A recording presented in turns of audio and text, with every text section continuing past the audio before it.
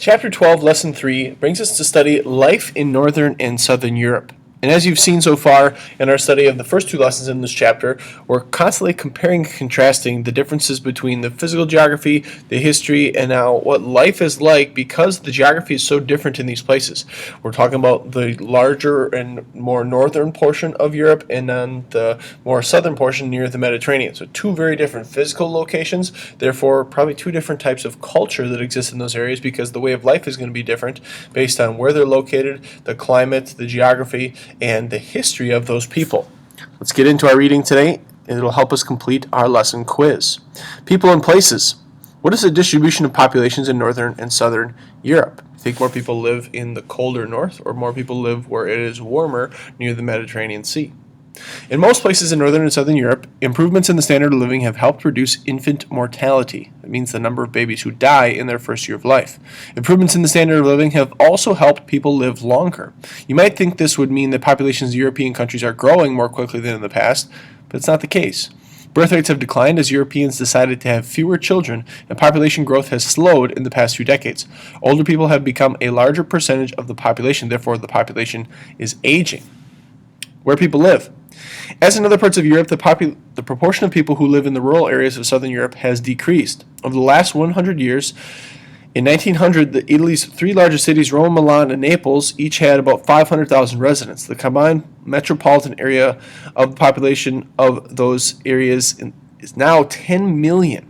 About 60% of the population of Greece live in cities. In fact, 25% of the population live in the capital of Athens. More than 75% of Spain's population live in cities and towns, making rugged rural areas such as Meseta Central region seemingly nearly empty in comparison. Madrid, Spain's capital, has a population of more than 5 million, and a population density is 1,750 people per square mile.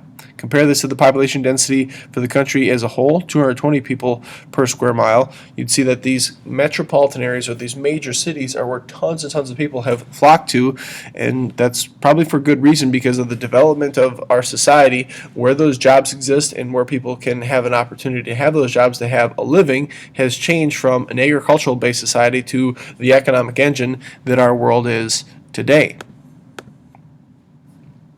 In Northern Europe, the population is even more concentrated in cities. Most people live in the southern parts of the countries because of the milder climates. You go further north, it's really, really frigid and cold, so people live where it's going to be more moderate in terms of the weather to the north.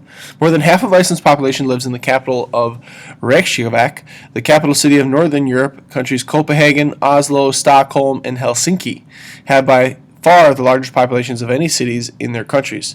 They are also their country's primary cultural centers. People and cultures.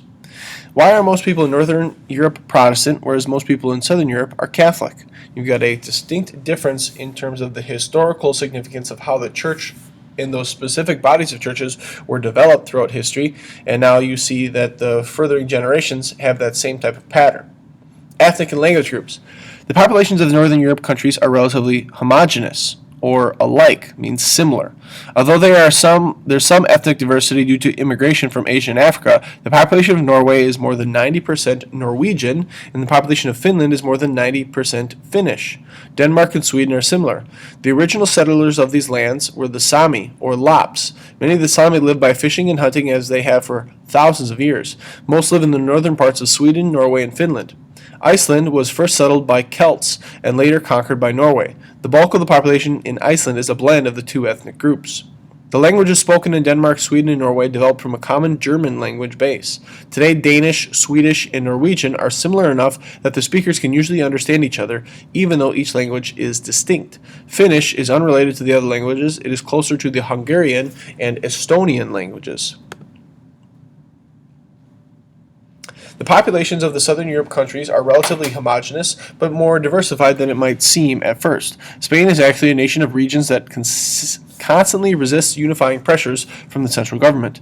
Greece also has small populations of Turks, Albanians, Macedonians, and Rom or Gypsies.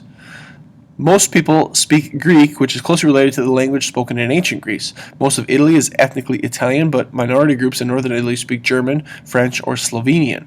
The Italian language has many dialects or regional variations, but most people speak and understand the Italian that originates from Florence and Rome. Most people in Spain speak a form of Spanish called Castilian. Other dialects are spoken in Spain as well. People in Catalonia, Valencia, and Balearic Islands speak Catalan. Galicia is an area in northwest Spain. People there speak Galician, which is also or closely related to Portuguese. So even though there's a lot of different countries that make up the area that we're studying, each of those countries is relatively the same within these small kind of pockets. There's some mixing of diversity in the form of not only the culture, but the ethnicity based on the history of those people and the dialects in terms of the languages spoken. Religion and the arts. The Protestant Reformation was successful in Northern Europe. To this day, more than three-quarters of all people living in Northern Europe belonged to the Lutheran Church, a small percentage either Catholic or Muslim. In Finland, 15% of the people do not belong to any church. In Southern Europe, the Reformation had little lasting impact. Most people in Spain, Portugal, and Italy belong to the Roman Catholic Church. In Greece, nearly 98% of the population belongs to the Greek Orthodox Church. Immigrants from Muslim countries, however, have been slowly changing the religious makeup of Southern Europe.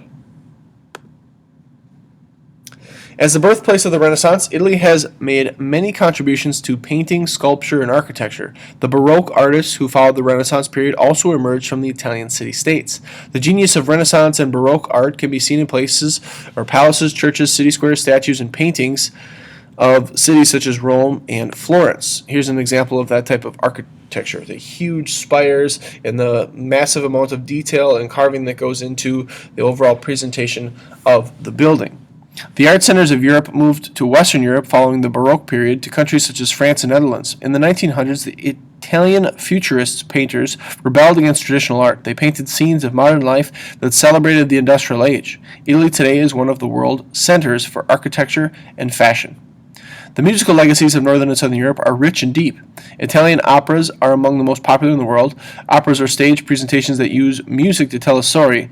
Among the masterworks of the opera are The Barber of Seville by Rossini and Tosca by Puccini. Spanish music has been influential all over Europe and the Americas. It was the Spanish, more than any other people, who advanced and promoted the guitar as a serious musical instrument. Northern European composers such as Jean Sibelius, Edvard Grieg, and Carl Nielsen made important contributions to the classical music tradition. Northern Europe pop music, such as that of the 1970s Swedish group ABBA, has also had an impact around the world. Iceland has produced original and critically acclaimed popular musicians, including Björk and Sigur Rós. Denmark has made a major contribution to children's toys. The Lego, based in the town of Billund Lego, a play on the Danish words for play well, has been creating plastic building blocks toys since the 1940s. Lego sets were introduced in the United States in the 1960s, and their popularity remains strong today. Daily life. One of Northern Europe's most notable achievements is their literacy rate. In Norway, Sweden, and Denmark, the literacy rate is nearly 100%. The education system in Northern Europe countries has strong support from the government, and most schooling is free.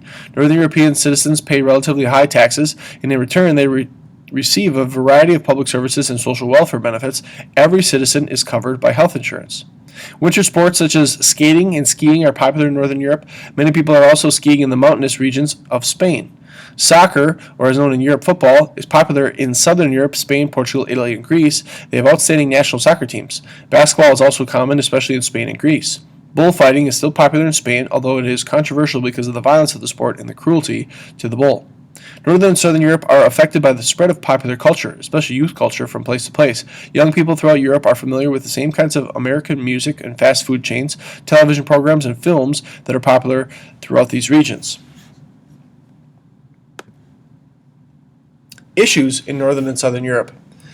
The natural resources in the North Sea are key to many people's employment in Norway. The petroleum resources in the North Sea provide the single most important industry, earning a living.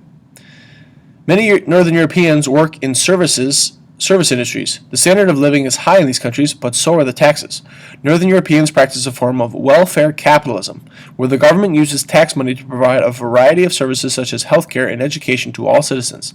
The intention of welfare capitalism is to ensure that all people have access to those aspects of life that are considered essential, even those people who might not otherwise be able to afford them.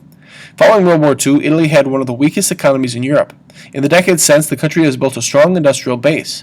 Still, the economy is much stronger in northern Italy. The government has tried to stimulate the economy in the south, but most attempts have failed. Making connections. In 1992, a group of European countries signed a treaty creating the European Union, or the EU. The European Union is an attempt to provide common social, economic, and security policies throughout the continent. Today, 27 countries belong to the EU. 3 northern European countries are EU members: Denmark, Sweden, and Finland. In southern Europe, Spain, Portugal, and Italy, and Greece are also members. Meeting challenges. Although the EU has helped ease conflicts among member countries, there have been many stumbling blocks to unify the member nations. Immigration is one issue. Immigrants from many non-European countries bring their culture with them, creating a changing cultural landscape that can lead to conflict and violence. The EU promotes cooperation among member countries in easing conflicts, as well as preventing illegal immigration. In 2008, a financial crisis swept the world. Europe experienced a recession, or a period of slow economic growth or decline. The 3 biggest banks in Iceland failed, forcing Iceland's prime minister to resign. The financial crisis hit Spain and Greece hard. Greece's inability to pay its skyrocketing debts became a threat to the economies of all the European countries. Another issue surrounds 2 northern European countries that are not members of the EU: Iceland and Norway. Whaling was an important industry in both countries. As populations of large whales began to shrink to near extinct levels, a ban was placed on whaling. The ban has been lifted several times, but only to allow for hunting small-toothed whales. For now, the 3 remaining countries that hunt for whales, Norway, Iceland, and Japan, are under the watch of the International Whaling Commission. So because some of these areas are located where they are in the geography of these areas, you don't have major economic bases for them. Some of the countries benefit from being attached by the Union to other economic entities in Europe that can allow that trade to happen back and forth, but a lot of them are based on the physical resources there, and in some cases, those physical resources don't provide for the advancement of the way in which the world is working today. That's our reading for today for Life in Northern and Southern Europe. What I'd like you to make sure that you've completed as your assignment is the Lesson 3 quiz. Notice that numbers 1 through 5 is true and false. Numbers 6 through 10 is multiple choice. My recommendation would be to go back and reread to find any specific pieces of information and read the context of the questions that are being asked. God's blessings.